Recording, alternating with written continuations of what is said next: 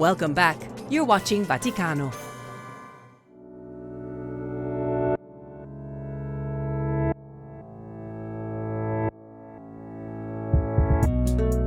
Rome has been the home to the Catholic Church since the very beginning of Christianity. Here the two great apostles, St. Peter and Paul, along with thousands of the first Christian followers, sacrificed their lives for the sake of spreading the good news. Early Christians prayed and celebrated the liturgy in their private houses, in places of worship called Domus Ecclesiae.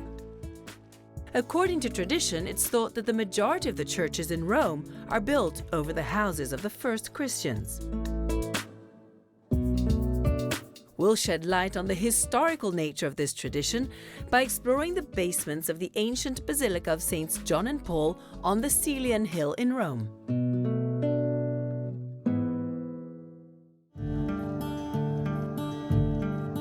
A few hundred meters away from the Roman Colosseum stands the unique archaeological complex called the Case Romane del Celio, the Roman houses of the Caelian Hill, found under the ancient Basilica of Sts. John and Paul.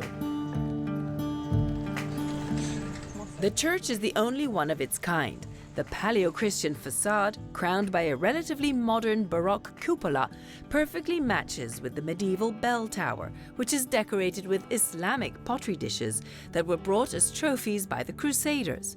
This apparently reflects the long-standing history of the basilica, which goes back to the time of the first Christians. Tradition holds that the first building was built in the year 398 by the Roman senator Pamachius, who fashioned the house of the two Christian martyrs John and Paul into a Christian basilica.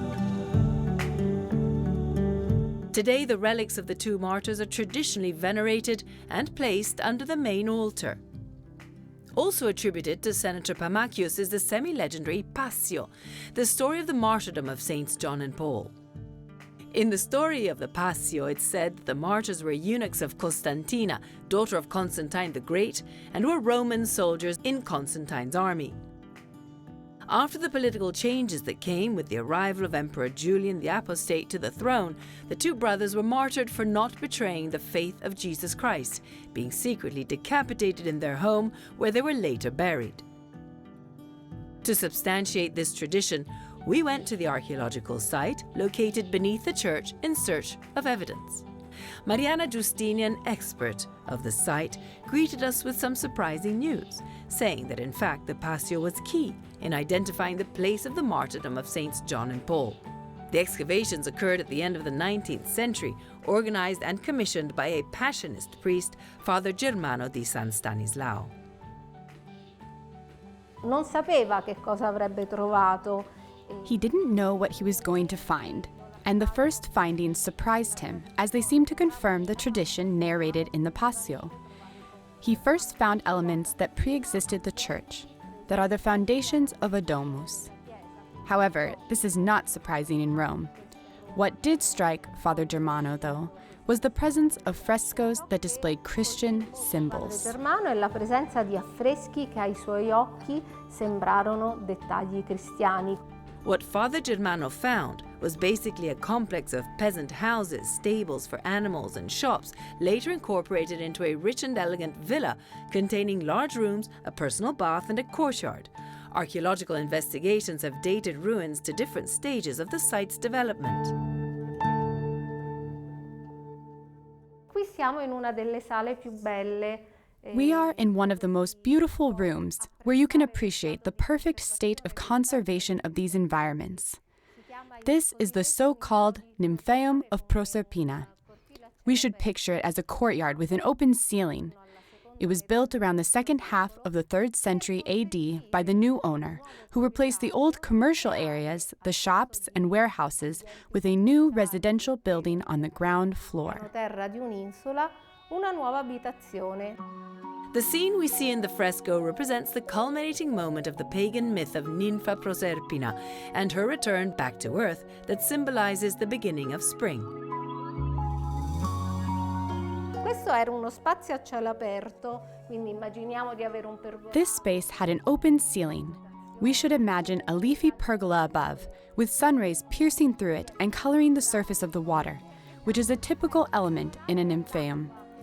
As you can see, all the niches on the wall at the back have marble paneling, the water flowing over the marble panels, reflecting their colors, making cheerful sounds. Vedete l'elemento a scaletta appoggiato sulla parete? That element with steps that you can see leaning against the wall was originally placed under the niches. After creating a coating of colored reflections, the water cascaded over it and collected in the central basin. There are also some extremely precious details, like this floor made with large colored marble tiles from the middle of the 4th century AD, and other unimaginable details, like, for example, the window reveal, which still retains its decoration of colored glass mosaic tiles. You can still see the mark of the glass, or anyway, of the closing system that protected this environment. Everything was designed to offer the owner an extremely relaxing space where he could spend blissful moments. Per I suoi momenti più piacevoli.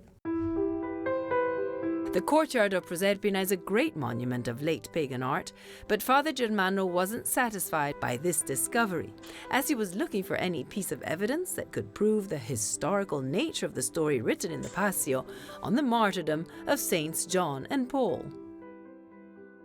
Proseguendo nei suoi scavi, In the course of his excavations, Father Germano found one of the most beautiful and most important rooms of the Roman houses on the Caelian Hill, the wonderful Room of the Orant. It is called this way because the female figure above, portrayed with her head covered and in the typical Christian gesture of prayer, immediately touched not only Father Germano, but also all of the scholars who have studied this room decorated with frescoes from the early 4th century AD. questi sono affreschi These frescoes, which predate the Edict of Milan and the presence of Christian elements, immediately brought to mind the extremely evocative possibility of considering this as a private house where the first Christians secretly gathered to pray, a domus ecclesia. Scholars have been deeply engrossed by this beautiful hypothesis. Together with the orant, other elements evoking Christian themes are represented in the vault, such as male figures clad like typical philosophers. The philosopher's tunic, a piece of garment symbolizing wisdom, is very often used to portray the apostles' philosophers in their Roman catacombs. We also have goats and lambs, other elements that have supported the fascinating hypothesis of the Domus Ecclesia. della Domus Ecclesia. Yet recently, some archaeologists have sown doubts on the Domus Ecclesia hypothesis, because together with Christian elements, the room also contains pagan symbols, such as theatre masks, and figures of a fantastical nature. However, the owner could have been a Christian who had a tendency towards other cultures. Father Germano discovered many other rooms, but what he found in the upper room exceeded all expectations. Paulusque Johannes, questa potrebbe essere Paulusque Johannes. This inscription could be the key to unraveling the mystery of the historical identity of the martyrs John and Paul. It is a modern inscription where only a fragment, 3 letters, an N, an I, and an S, belongs to the past. The rest was reconstructed on the basis of a text attributed to Pope Damasus, which we know as part of a medieval collection of epigrams that he dedicated to martyrs and saints. dedicati da Papa Damaso ai martiri e ai santi. Pope Damasus is a 4th century pontiff who insisted on the recovery of the cult of saints to encourage Christian communities with their courageous examples. The problem, however, is that there's no certainty that the inscription can really be attributed to that pope.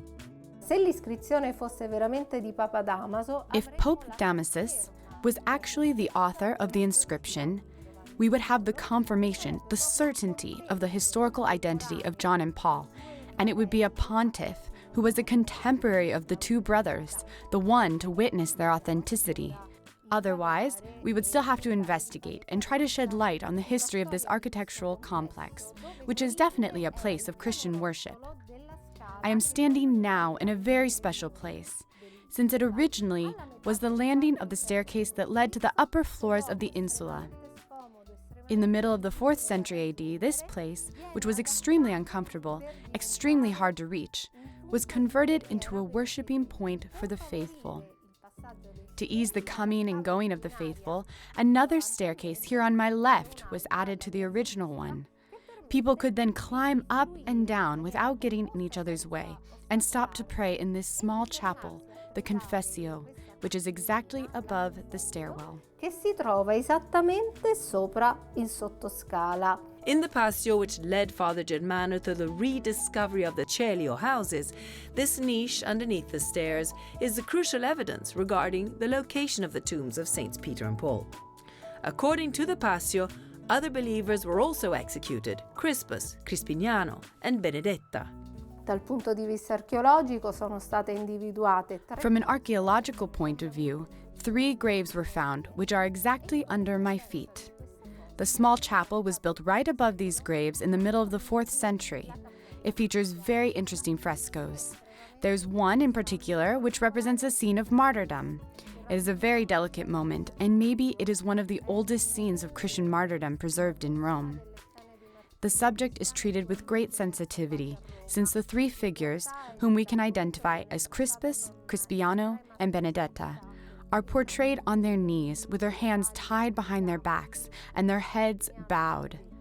It's us that then imagine the dramatic ending of the story and the sensitivity with which the first Christians approached the subject of martyrdom.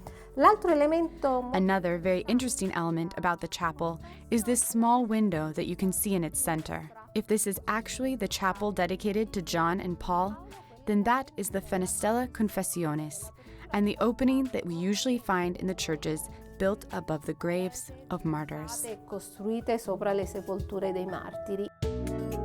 Considering all of this evidence, Christian symbols in the Domus Ecclesia room, a piece from an inscription attributed to Pope Damasus, a chapel under the staircase, and very indicative frescoes of the martyrdom, we can conclude that the ancient Passio didn't tell any falsehoods.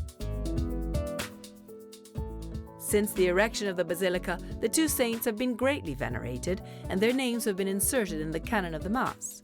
During every Eucharistic celebration, priests from all around the world pronounce the names of Saints John and Paul, asking God that through their merits and prayers, in all things, we shall be protected by God.